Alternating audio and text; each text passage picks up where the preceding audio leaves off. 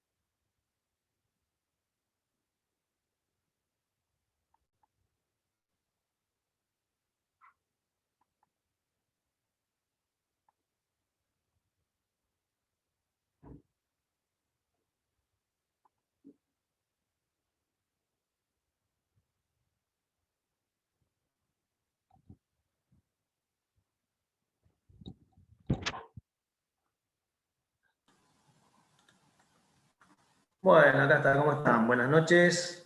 Bueno, ya tenemos conocimiento de esto, ya sabemos cómo es, apagamos los micrófonos, cualquier cosa lo prenden, si hace falta charlar de algo. Si quieren hacer alguna pregunta, la pueden hacer al chat. Yo estoy atento como para no pisarnos, que hable uno arriba de otro. En todo caso, después nos quedará tiempo para preguntar. Así que, ya que hemos estado complicados para alargar, esperemos que la semana que viene, la siguiente, no tengamos estos inconvenientes. Vamos al tema que nos toca. Así no lo hacemos largo. Viernes 20-30 horas. Es complejo para ustedes y es complejo para el muchacho que está de este lado también. Así que vamos a ponerles todo un poco de onda para hacerlo lo más llevadero. Este es un material que, como yo les comenté, ya está cargado. La mayoría del material con el que vamos a trabajar ya está cargado porque lo trabajamos el cuatrimestre pasado y anterior. Y si bien hubo algunas modificaciones en la plataforma, mucho material quedó, así que lo pueden ir viendo, ¿no? En ese sentido, porque por ahí me preguntan, profe, ¿está el material? Sí, sí, los power están. ¿Cuál es la función del power? La función del power en mi caso es dar un marco teórico, ¿no? Un esqueleto de lo que ustedes deben conocer, deben saber y deben manejar. Estamos viendo, seguramente por ahí Cataldo ya les comentó algo, o les comentó Gambini. No sabemos bien qué va a pasar con el tema de los exámenes. Es muy diferente rendir a distancia que rendir presencial, que la idea es que se rinda presencial, pero eso no está del todo aclarado. Hay teorías varias, están los protocolos, pero la verdad que nosotros pensamos que, por ejemplo, en comisiones grandes se complica. Las comisiones grandes se complican. Así que, en principio, sepan que va a ser presencial. ¿Qué les quiero decir? Que en principio sepan que va a ser presencial. Voy a sacar el video porque muchas veces me consume datos y a veces se cuelga. Bien, seguimos.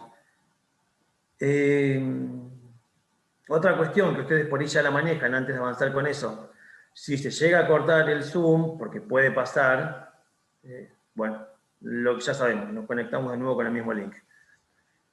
Bien, ¿qué les quiero decir con esto de la diferencia? Que ustedes por ahí, muchos vienen de un año, ustedes ya, la mayoría no son, como por ejemplo, ahora yo estoy en civil también, por ahí alguno me conoce de ahí. Los que están en civil tienen como un año ya entero del primer año y haber estudiado, básicamente haber rendido a distancia. ¿Sí? Entonces no es lo mismo estudiar para rendir un multiple choice o para rendir algún tipo de trabajo grupal, etcétera, etcétera, que sentarse a rendir teniendo que conocer los conceptos. Nosotros, todo lo que fue el año pasado, no pudimos evaluar ningún tipo de concepto, no podemos evaluar nada que ustedes puedan hacer con un corte y pegue.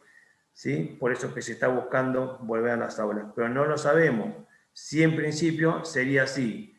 Entonces, conclusión, estos marcos teóricos hay que reforzarlos y a la vez tienen que comenzar a, digamos, integrarlo a su conocimiento, porque si rinden de forma presencial, la manera que se pregunta siempre, toda la vida se manejó, y ustedes lo saben derecho, es concepto, clasificación, explicación, un ejemplo. Concepto, explicación, clasificación, si es que le existe, y un ejemplo. Y así, ¿no? Elementos que tengan la figura, si es que las tienen y demás. Y esas cuestiones no las van a tener a mano si rinden de forma presencial. Entonces esto es el esqueleto. Arman el esqueleto, la clasificación, a partir de eso ustedes después refuerzan. ¿Por qué? Porque se puede preguntar dentro, hable de la clasificación de los contratos, ejemplifique. Bueno, y ahí lo van a tener que tener más o menos estudiado, si no se le va a complejizar.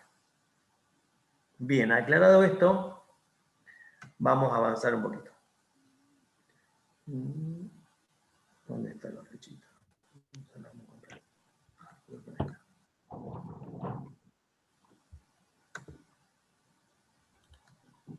Ahí está, me estaban pasando de más. Bien. Bueno, la primera idea, ustedes ya estuvieron viendo las primeras clases de contrato y estuvieron viendo la teoría del contrato con Cataldo. A mí me toca ver la parte de clasificación. Nosotros comenzamos siempre con este primer artículo, ahí comienza contrato, que nos da el concepto, ¿sí? Destacando siempre lo bueno de este nuevo Código Civil, que trata de ser ordenado en esto. O sea, comenzamos hablando ya de una idea, de un concepto, que marca cuestiones bien importantes dentro de lo que nosotros debemos saber. ¿Qué es lo primero que demarca? Bueno, que estamos en presencia de un acto jurídico. Está claro, cuando hablamos de un acto jurídico nos tenemos que ir al acto jurídico de derecho civil. Estamos en presencia de un acto que necesita sujeto, objeto, forma y causa. Sujeto, objeto, forma y causa, cada uno con los requisitos que pide la ley, sin que existan vicios, sin que estos tengan ninguna complicación que los pueda llevar a la nulidad. Después avanza y me dice el artículo mediante el cual dos o más partes. Y acá la primera idea central de contratos, que sí o sí cuando estamos hablando de contratos necesitamos dos o más partes. El contrato digamos, por estructura, por concepto y por idea jurídica está pensado para que dos o más partes presten el consentimiento, manifiesten el consentimiento, ¿para qué? Para todo lo que demarca el artículo. Crear, modificar, extinguir, regular situaciones jurídicas. Y acá viene otro tema, patrimoniales. ¿Sí? Patrimoniales. Vamos a ver después por qué viene este tema. Entonces, remarcamos, de carácter bilateral. De carácter bilateral. ¿Por qué? Porque, si ustedes recuerdan, cuando vemos actos jurídicos, vemos que los contratos pueden ser, los actos jurídicos pueden ser unilaterales, como por ejemplo el testamento. Bueno, nosotros no tenemos, si vemos a ver una clasificación de contratos unilaterales y bilaterales, no confundir el contrato unilateral y bilateral con el acto jurídico unilateral o bilateral. El contrato siempre necesita de dos partes. Bien, aclaro esto porque muchas veces trae confusión. Ahora, ustedes ya vieron avanzando en obligaciones, avanzando en civil, pero acá muchas veces nos trae alguna complicación, está bueno recordar, ¿qué entendemos por parte? Porque muchas veces en un contrato van a participar muchas personas. Puede participar, por ejemplo, en un contrato de compraventa inmobiliaria, pueden participar escribanos, pueden participar garantes, pueden participar fiadores, puede participar el banco, participa por otro organismo que hace la hipoteca, participan los escribanos, si hubo un martillero en el medio, etcétera, etcétera. Bueno, ahí tenemos un conjunto de personas que todas están dentro del contrato, muchas veces nombradas, con todos sus datos, muchas veces especificadas con todos sus datos, y muchas veces también son firmantes de ese contrato. Ahora bien, todas estas circunstancias de que aparezcan en el contrato y hasta que lo firmen, no los hace parte. No los hace parte. ¿Sí? Entonces, tenemos un contrato donde aparecen todas estas personas y uno les dice, bueno, ¿quiénes son partes en el contrato? Bueno, la pregunta es esta, la respuesta es esta. Los únicos que son parte de un contrato van a ser aquellas personas que se obligan, aquellas personas que van a cumplir una obligación. En el caso que les mencionaba como ejemplo, va a ser comprador y vendedor. Comprador y vendedor, ya sea por sí o por medio de representantes. Bien, entonces, los contratos, y mucho más cuando avancemos en la clasificación, y después cuando veamos los contratos en particular, hay muchos contratos donde vamos a ver que hay muchas personas en el medio como participando del contrato, participando de diferentes lugares en el contrato. Eso también hace que después esas personas tengan diferentes obligaciones, ¿sí? Porque, por ejemplo, si el banco participa dentro de la negociación y me cobra una comisión por eso, por ejemplo, a mí como vendedor, me cobra una comisión por aceptar tarjeta de crédito, después decimos, bueno, va a haber una obligación ahí, pero no estamos hablando de esta clase de obligación. Estamos hablando de la obligación principal dentro de lo que es el contrato. Y ahí los obligados principales son las partes. En el caso de la compra-venta, uno a pagar el precio y otro a entregar la cosa. Con todo lo demás que veremos, porque compra-venta lleva como 3 clases. Bien, hasta acá la primera idea de contrato. De lo que es la clasificación, ¿no? Tenemos 3 categorías básicas, digamos, o genéricas, perdón. Los contratos paritarios o clásicos. Los contratos paritarios o clásicos. ¿A qué llamamos contratos paritarios o clásicos? ¿Alguien tiene una idea de qué es esto? ¿Qué significa que un contrato sea clásico o paritario? No, todavía no, porque estamos viendo contratos recién. Está bien que no sepan, pero por ahí alguno sabía. Puede ser, Después, sí, hola, dígame. es un ¿Qué contrato tal? en el que ambas partes acuerdan, o sea, que tienen beneficios, pero también tienen contras, por eso es paritarios. No sé si se entiende mi idea. No, Perdón, puede ser que sean los contratos que están creados por ambas partes con las cláusulas que acuerdan. Profe, o en eh, igualdad de condiciones. Están en un pie de claro, igualdad las partes. claro, básicamente viene más por ahí el tema. Básicamente viene más por ahí el tema. ¿Por qué? Porque cuando hablamos de clásico, cuando hablamos de clásico, hablamos, acá algún compañero más dice, bueno, paridad, Elena dice paridad de las partes. Tampoco no estaría por el lado de la paridad, porque a veces, por más que sea un contrato clásico puede ser un contrato, por ejemplo, un contrato de locación. En un contrato de locación donde una parte tiene para alquilar 20 viviendas, se dedica a eso, y la otra parte es una persona que está buscando dónde vivir, no hay como paridad entre las partes. ¿Sí?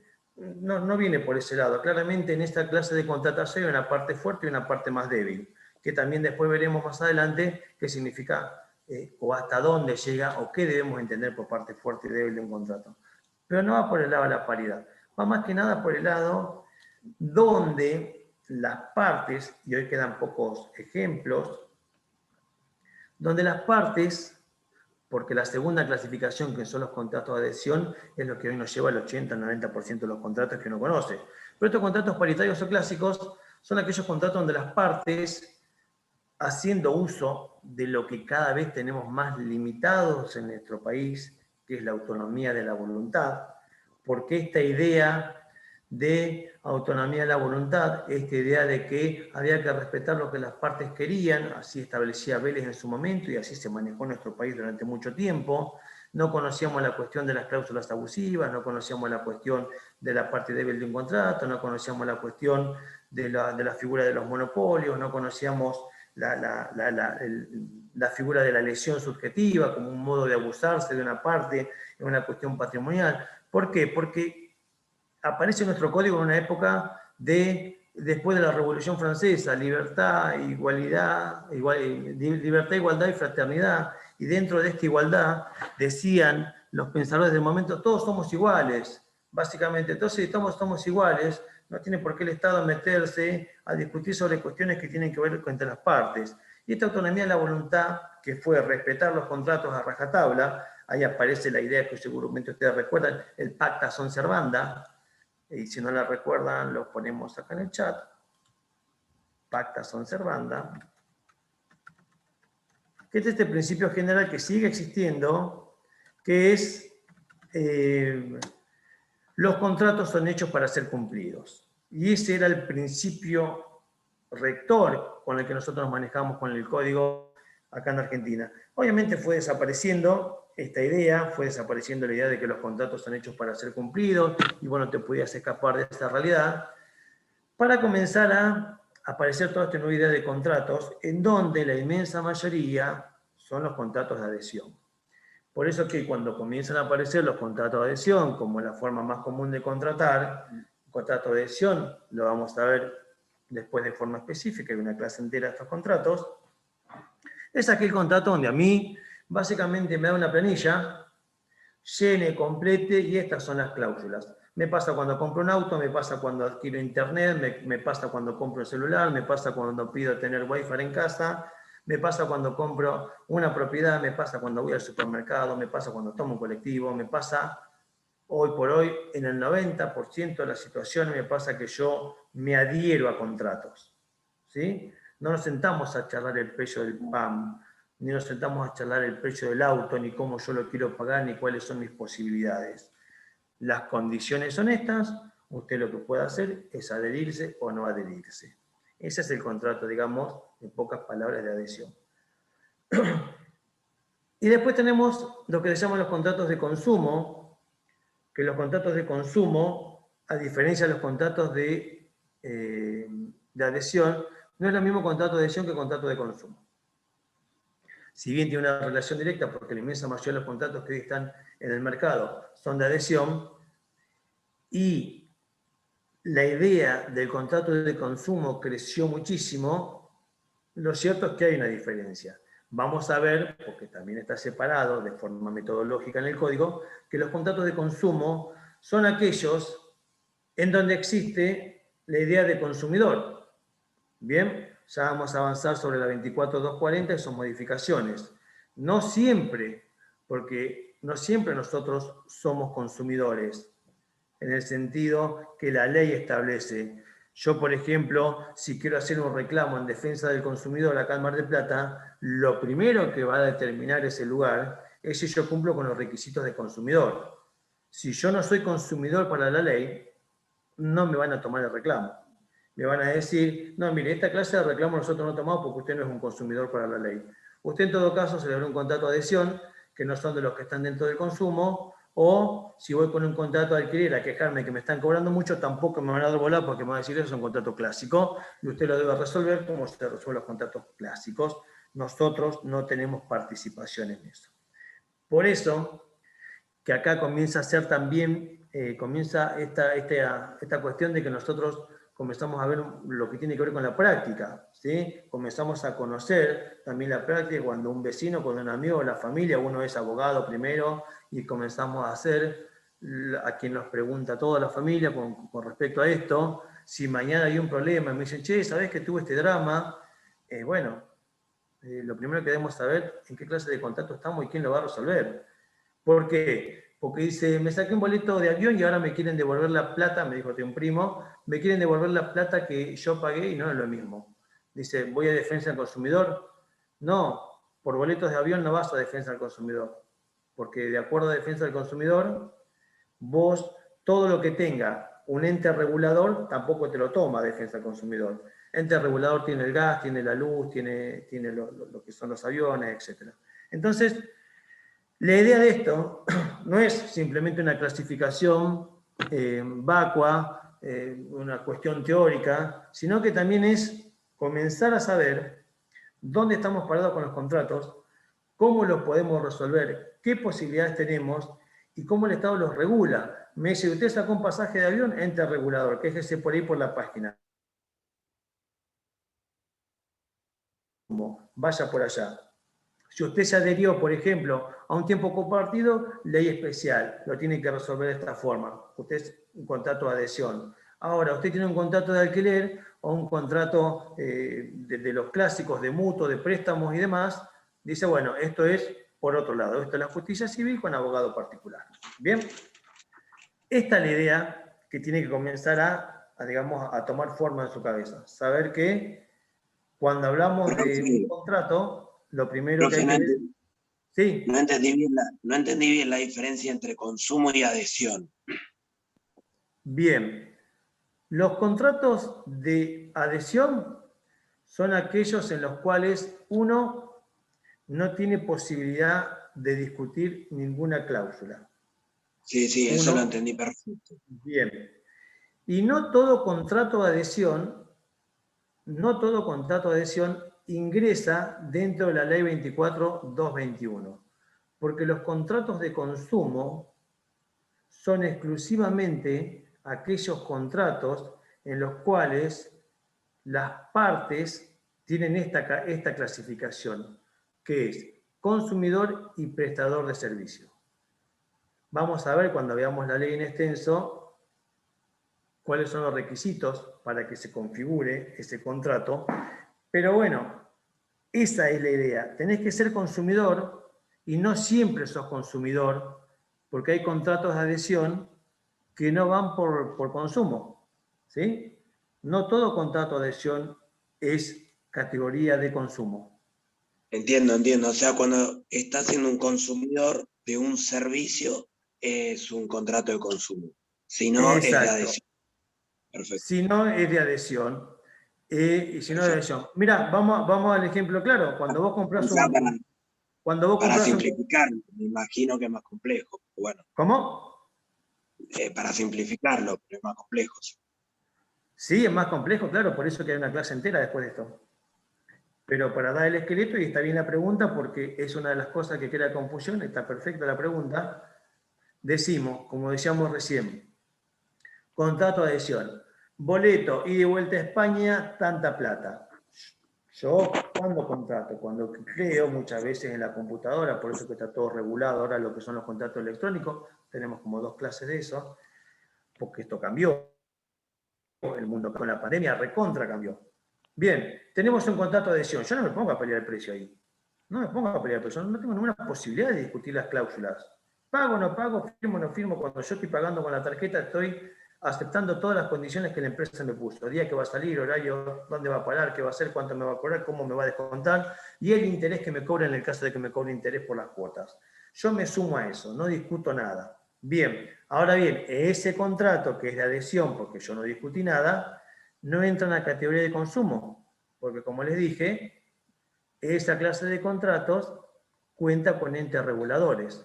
No tengo categoría de consumidor en ese contrato. ¿Se entendió? ¿Quedó ahí más o menos? Sí, perfecto, entendí. Buenísimo. O sea que somos consumidores o no, depende del contrato en el que estemos. Exactamente, tal cual como lo dice. Está bien, gracias. Tal cual como lo dice. ¿Por qué? Porque hay una diferencia, chicos, hay una diferencia sustancial en esto. Una diferencia, pero sustancial. Imaginen que yo me quiero quejar por un auto. ¿Bien?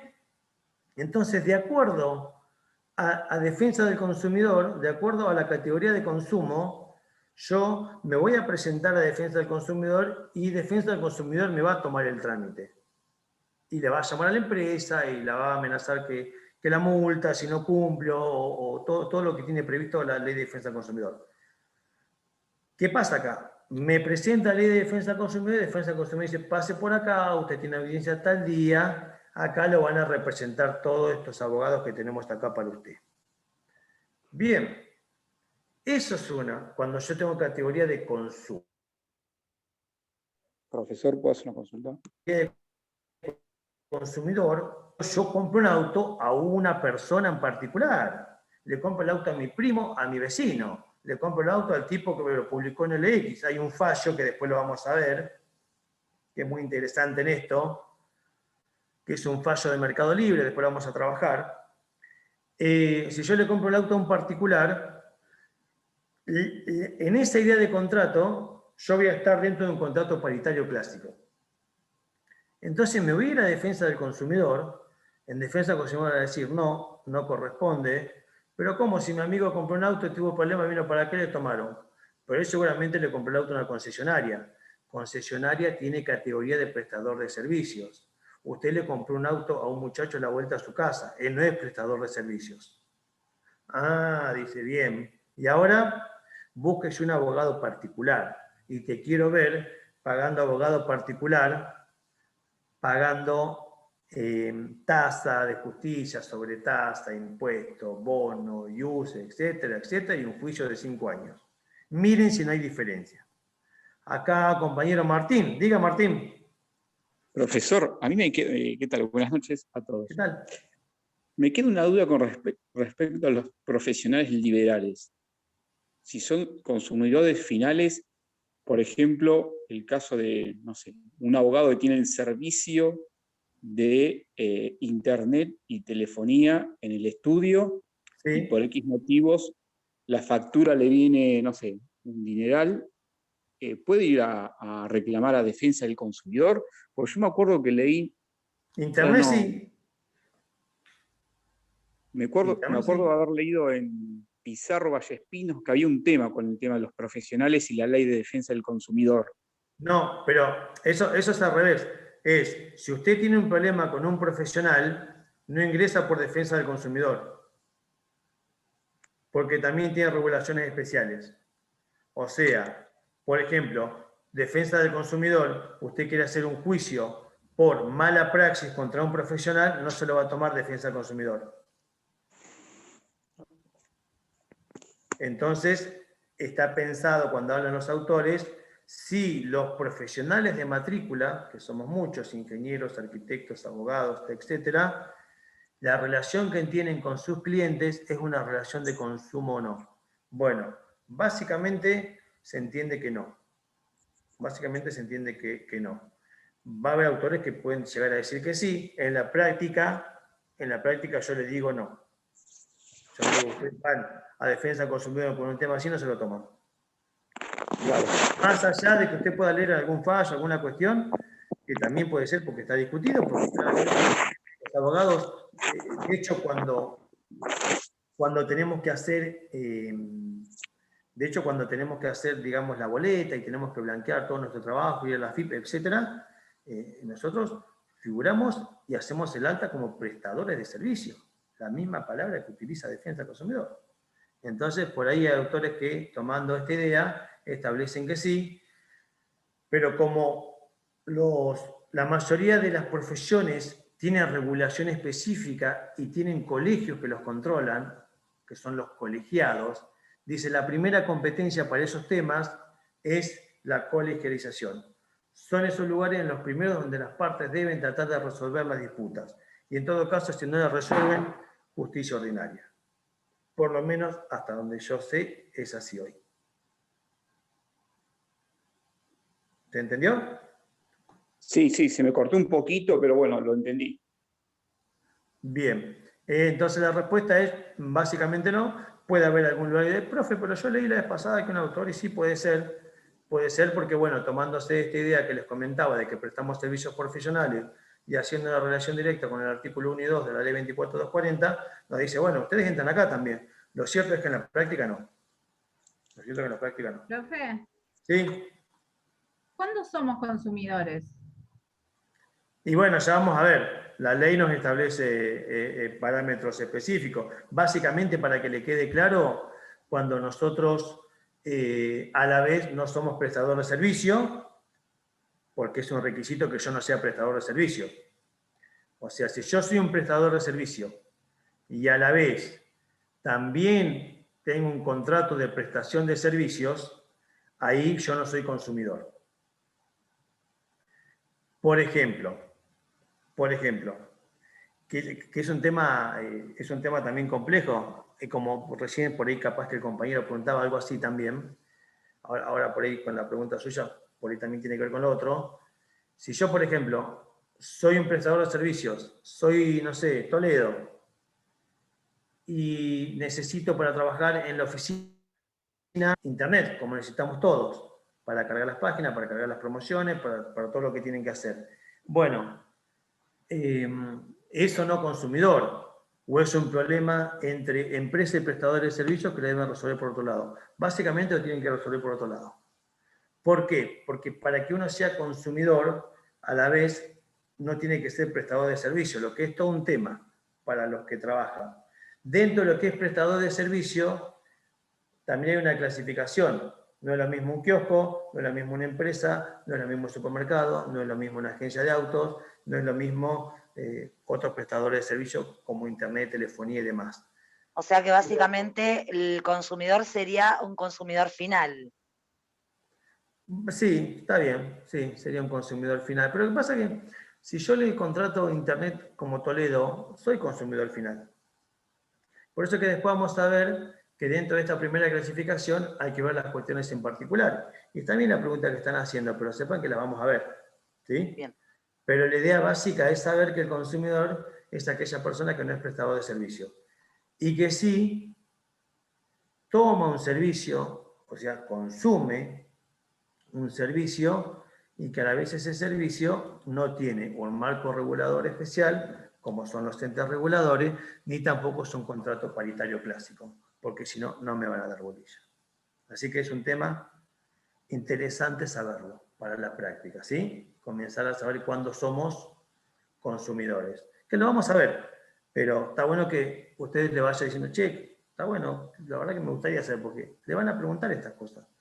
No en la profesión, que ya la materia recontra. Ahora, cuando uno es estudiante, yo no zafo de ningún asado, chicos, a ver, ¿dónde voy? Está la gente preguntándote cosas. Y está bueno que uno no nos mande a cualquier lado y dice, andate para allá, andate a defensa, que ahí va a defensa, y me dijiste cualquier cosa. Allá me dijeron salir de acá, que también nos pasa a veces por no saber, ¿no? Pero vamos a volver sobre esto. Y después algunos autores hablan de la cuarta categoría que tenemos en el 986, que es el mixto, al cual no nos vamos a hacer demasiadas explicaciones porque debemos avanzar, pero aparece una categoría. Bien, ¿qué hora es? Porque me quiero terminar, no me gusta hacerlo muy largo, me gusta un viernes que estemos acá sufriendo. Esta es una clasificación de 976 a 970. Es en lo que vamos a avanzar, bastante ahí rapidongo porque no trae grandes complicaciones esta parte, con algún ejemplo para que quede claro. Esta es básicamente la clasificación de estos artículos, a lo cual después hay una clasificación que también podemos sumar que tiene que ver con el momento en que se deben cumplir las obligaciones. Por eso que van a aparecer contratos que son de cumplimiento inmediato, cumplimiento diferido, sucesivo, periódico, etc. Pero esta clasificación vamos a ver que muchas veces está dentro de la primera clasificación, dentro del 966 a 70. Esto, la forma de cumplimiento o el momento de cumplimiento es como una subclasificación, porque a ver, yo tengo un contrato con cumplimiento periódico, por ejemplo, un contrato de alquiler, no deja de ser un contrato, digamos, bilateral, no deja de ser un contrato oneroso, no deja de ser un contrato formal, ¿sí? Y no deja de ser un contrato nominado. Todo eso es el contrato de alquiler.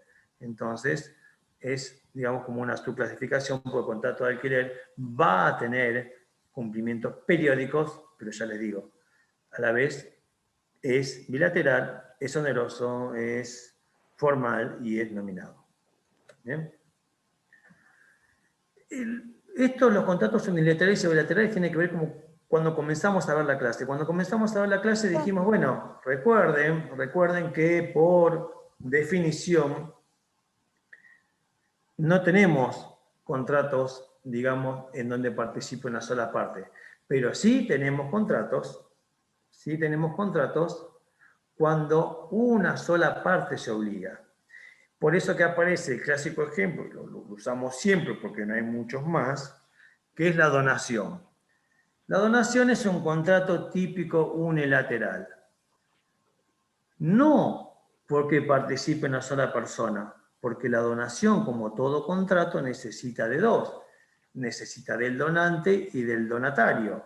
Y para que el contrato se perfeccione, necesita ser afectado por el donatario. Por lo tanto, es un contrato, digamos, que va a necesitar de dos partes, pero como solo una se obliga, lo ponemos en la clasificación de unilateral. Porque como vimos al principio, es cuántas partes se obligan y las obligaciones que surgen del contrato. Eso lo transforma en unilateral o bilateral, no cuántas partes existen en el contrato, porque ya dijimos que mínimo tiene que haber dos. Ahora, en los contratos bilaterales, acá, digamos, tenemos obligaciones de la una hacia la otra, una compra-venta, como venimos nombrando, que es la más sencilla, y también aparecen los contratos plurilaterales.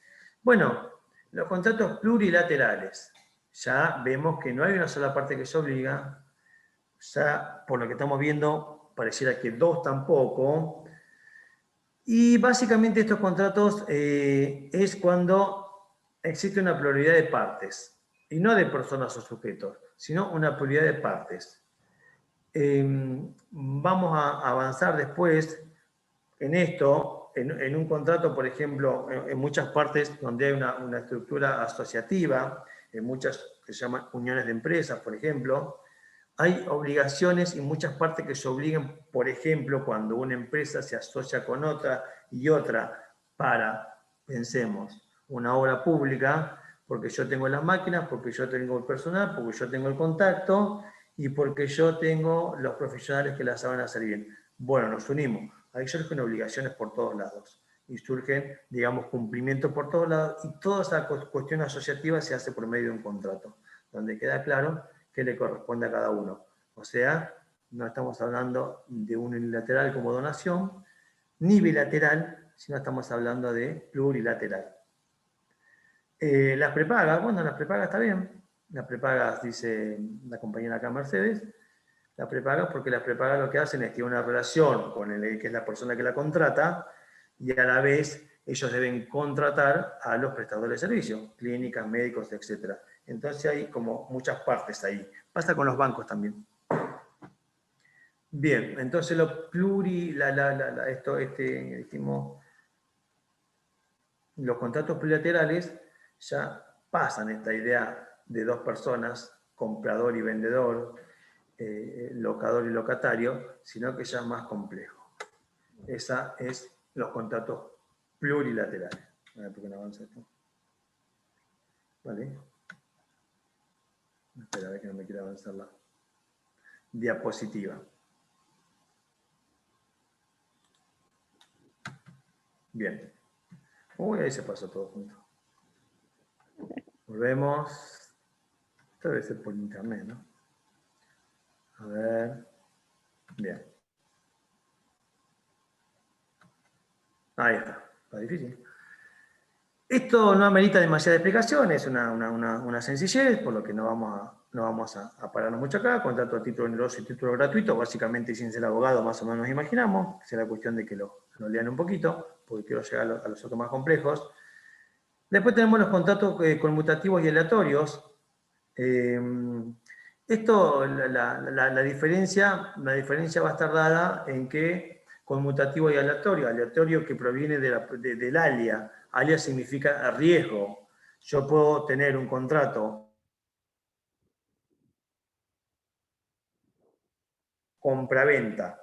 La casa vale 100 pesos. Perfecto. ¿Qué significa? Significa que las ventajas de las partes están claras y son ciertas desde el primer momento.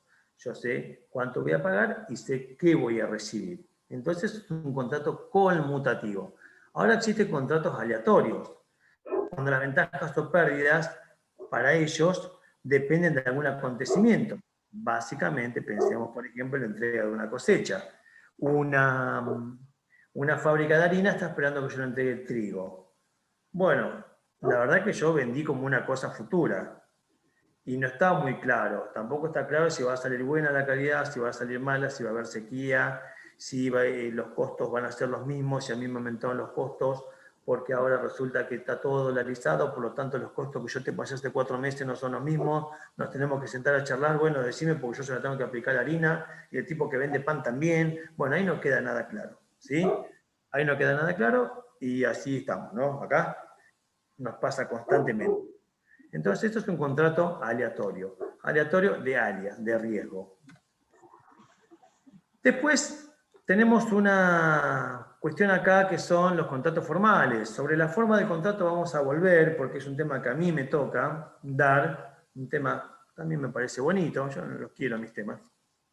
Por eso digo, cuando son temas que yo considero que uno los puede bajar a la realidad con cualquier situación, son mucho más interesantes. Vamos a volver sobre la forma. Y la forma, básicamente, cuando lo vimos en civil, cuando vimos acto jurídico, también lo vamos a aplicar a cualquier acto jurídico. Recuerde que el contrato no deja de ser un acto jurídico, es una relación género-especie. Muchas veces, como ya vimos cuando vimos forma, la ley exige una forma para su validez. Y si esa forma no se cumple, vamos a ver que puede haber algún tipo de nulidad. Entonces, la forma es esto. Si yo pregunto, porque a veces pregunto qué es la forma, ¿qué es la forma? Y me dicen, y la forma es la forma en la que debe hacerse. Y no está muy claro, ¿no? Entonces, el concepto de forma a veces nos trae complejidades. Y es sencillo, acá les dejo para que, si alguno por ahí se les complejiza, decir, díganme qué forma. La forma básicamente es esto. Es el elemento, decía Cifuentes, un viejo autor de Derecho Civil, que une, aglutina, amalgama al sujeto con el objeto. Entonces, tenemos sujetos acá que están sentados tomando café y charlando sobre que quieren comprar una casa. O sobre que quieren construir una casa. Bueno, ¿cómo hago yo para unir esta voluntad de las partes, que es quiero comprarte, quiero venderte, pero eso lo tenemos que plasmar en algo? ¿Lo puedo hacer en una servilleta o no lo puedo hacer? ¿Lo puedo hacer en un papel en la esquina? ¿Lo puedo hacer verbalmente? ¿Lo puedo hacer por medio de escribano? ¿O simplemente lo puedo hacer con un formulario que compro en la esquina como un contrato de alquiler? Bueno, veremos las formas necesarias para los diferentes contratos, para su validez, en su momento. Pero saber ahora que dentro de los contratos formales, cuando hablamos de formales, hablamos de que hay muchos contratos que me piden una forma específica. ¿Bien? Por ejemplo, se modificó el Código Civil cuando se modificó en el 2015, para que deje de haber problemas. El Código Civil actual nos dice que el contrato de alquiler, sí o sí, es por escrito. No dice por escribano,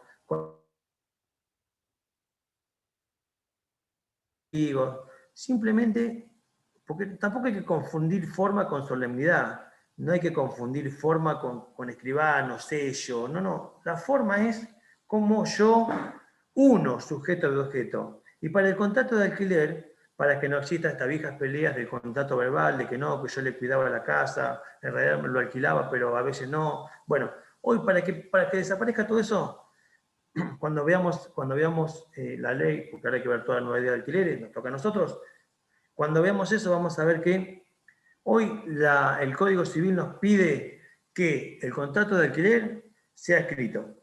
Después, si vos lo querés llenar de formas, lo llenás de formalidades, pero no te la pide la ley. Lo que la ley te dice, no me vengas acá diciendo que le alquilaba a fulanito y no me traigas ningún papel firmado, ¿sí? Porque voy a entender que hay otra relación. O se lo prestaste, o se lo cediste, o se lo dejaste al cuidado, entonces un cuidador. Ojo, ¿querés hoy decir que una persona está alquilando un lugar? Sí o sí, por escrito. Bien, eso es forma. Ya volveremos. Después, acá dice la segunda parte del artículo. Vamos a volver sobre este artículo que me dice que si yo no cumplo con la forma que me pide a mí la ley, va a haber nulidad. Por eso hay una forma, el artículo 1017, básicamente el Código Civil, nos dice que necesita escritura pública, a eso está apuntando. ¿Sí? A esto está apuntando. Pero también este artículo me dice que muchas veces la forma requerida para los contratos no es para que produzcan efectos propios sin sanción. Acá van a aparecer los boletos de compraventa, que también lo vamos a ver. Bien, que también lo vamos a ver. Acá, siguiendo con la forma, nos dice que hay algunas formas que son requeridas a los fines de la prueba y que hay otras formas que no son requeridas a los fines de la prueba, sino que es una forma que si no la cumplo es nulo. Por eso yo acá diferencio lo que es contrato de alquiler 1188. Ahí nos va a decir, necesita ser escrito. Ahora bien, así como yo puedo hacer un contrato de alquiler con un formulario que compro en la esquina o con un modelo que me bajo por internet, no puedo vender una casa o comprar una casa si no cumplo con el artículo 1017 que me establece que para la compra-venta de bienes inmuebles necesito sí o sí la escritura pública, 1017 del Código Civil. Entonces la forma a veces va a tener la idea de que existe una prueba de lo que hicimos entre las partes, pero otras veces va a ser como requisito de fondo, va a ser a la validez del contrato. Bien, entonces dentro de la forma, de lo que veníamos viendo de forma, tenemos también formas que hacen a la prueba y otras formas que hacen a la validez del contrato. Después tenemos los contratos nominados e innominados, ¿sí? Los nominados son aquellos contratos en los cuales uno los puede ir a buscar al Código Civil o los puede buscar en una ley y aparecen en una nómina de contratos. Bien, los contratos nominados tienen la importancia tienen carácter supletorio. Bien, en caso de existir conflictos entre las partes. ¿Qué significa esto? Miren qué interesante, porque hoy estaba leyendo un artículo. Los contratos nominados e innominados. Empecemos con algo sencillo. Contrato nominado. Un contrato nominado es aquel contrato que aparece especificado en la ley o regulado. ¿Qué tenemos hoy especificado en la ley o regulado? El contrato de alquiler. Bien, pero pueden aparecer algunas cuestiones y conflictos entre las partes. Pueden no, viven apareciendo. Entonces, ante todo lo que no el código y qué tiene previsto ese contrato para la situación que nosotros estamos discutiendo. Por ejemplo, si me puso un plazo menor de que corresponde, por ejemplo, si me puso a cargo a mí de obligaciones que le corresponden a él, etcétera, etcétera. Pero hoy, básicamente estaba leyendo que en muchos contratos de alquiler, a la actualidad, no se está cumpliendo que tiene carácter de orden público. Y por lo tanto yo no me puedo escapar de esa ley. Yo no puedo hacer un contrato de alquiler hoy escapándome de la ley, de esta nueva ley de alquileres. A ver el chat. Bien, sí, ahí cuando me tiro un poquito de error se corta. Vuelvo. Digo, tenemos contratos de alquiler nominados. Bien, nueva ley de alquileres. Es importante porque cubre todo aquello que no está especificado o que nosotros quisimos cambiar o modificar. Ley de orden público.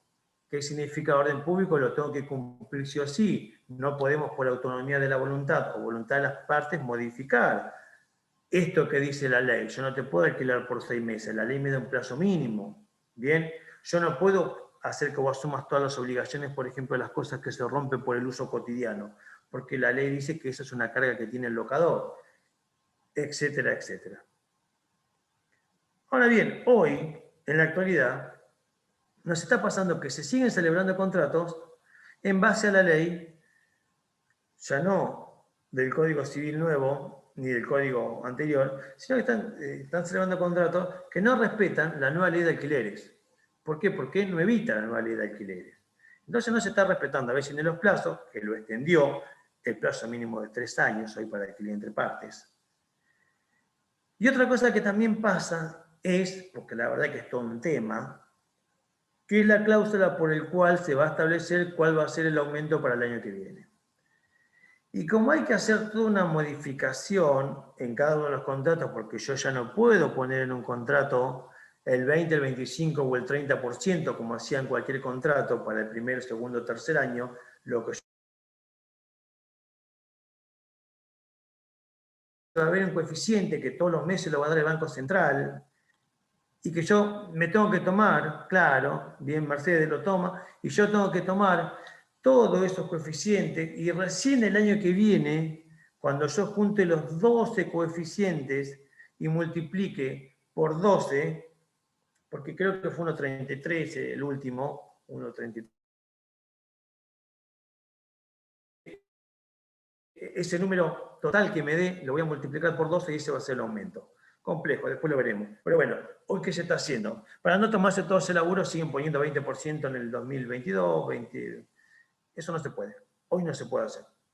Entonces, eso es lo bueno de los contratos nominados. Cuando está regulado por ley, ante un conflicto entre las partes, ¿qué viene a hacer? Tiene carácter supletorio, que va a acomodar y nos va a decir, en este caso corresponde esto, señores, no el 30% de aumento para el 2022. Usted va a tener que esperar que pasen 12 meses del contrato, tomar los coeficientes de actualización, multiplicarlos y dividirlos.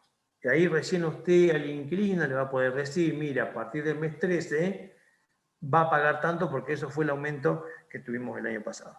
Doctor, profesor, ¿qué pasa con los contratos que tienen el aumento camuflado que te ponen el total de los 36 meses pagaderos de la siguiente forma? Y te ponen el aumento ahí en el pagadero de la siguiente forma. Y no, digamos, el aumento está previsto por ley y es de orden público. No, está bien, pero el contrato, si quieren ponerte el aumento, ¿lo pueden hacer de esa manera? No, No. Lo que están haciendo es una prórroga por un año en general ahora. Sí, puede. Lo que pasa con las prórrogas, que podrían llegar a hacerlo porque de acuerdo al artículo 7 del Código Civil, que nosotros vemos retroactividad de la ley, nosotros si tenemos que pensar que lo que no se puede tocar cuando la ley va para atrás es la idea del hecho cumplido, ¿no? Básicamente esa es la teoría de Rouvier, el hecho cumplido, hasta dónde la ley puede ir para atrás o hasta dónde una sanción de la ley, si nosotros tenemos que respetar. ¿Se acuerdan que el artículo 7 tiene 3 principios o 3 efectos? El efecto inmediato, ¿sí? Y el efecto diferido. El efecto inmediato es la ley es inmediata a partir de su sanción. Ahora bien, después me dice, ojo, me dice la última partecita del artículo 7, no puede aplicarse a contrato en curso de ejecución. ¿Qué es curso de ejecución? Un contrato de alquiler. Ahora bien, ¿qué vamos a tomar de ese contrato de alquiler? ¿Cuándo nació esa relación del contrato de alquiler? Si la relación del contrato de alquiler nació antes de la sanción de la ley de alquileres y lo que yo tengo es una prórroga de ese contrato, el nacimiento del contrato era antes la ley, lo voy a poder hacer. ¿Sí? Y eso es una forma por ir de saltearte, de pasarle por el costado a la ley. En los contratos nuevos no hay forma de que lo hagas, porque vas a estar en contra de lo que establece la ley, y recuerden ustedes que la ley de orden público no permite que las partes la dejen de lado. Por lo tanto, No, pero por ahí no se entendió mi pregunta.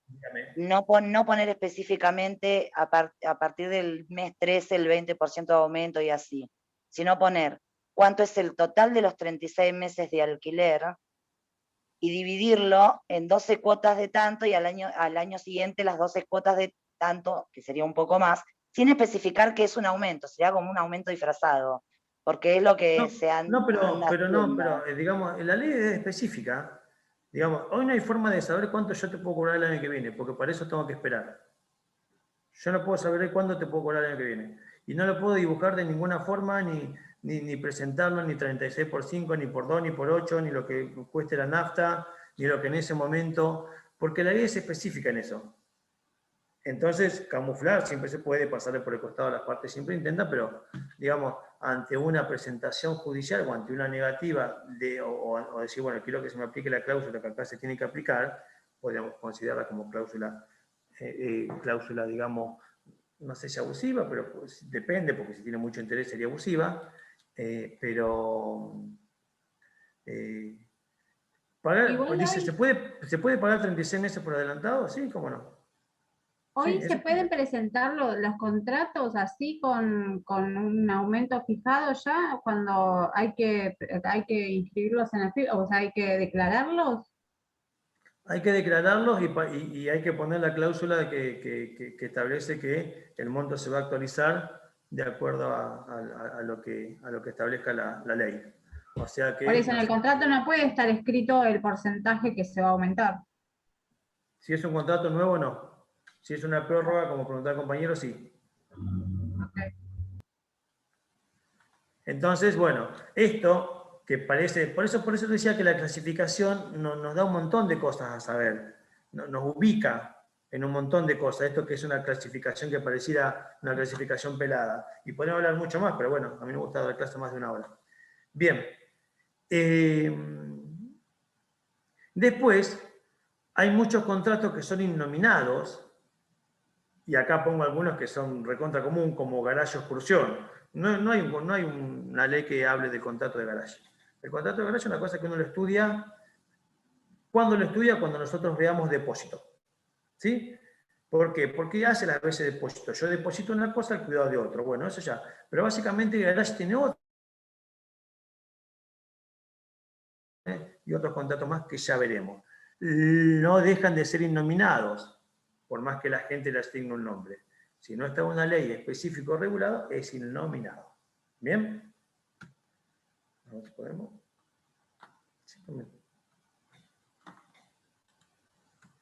Ahí, ¿qué le pasa?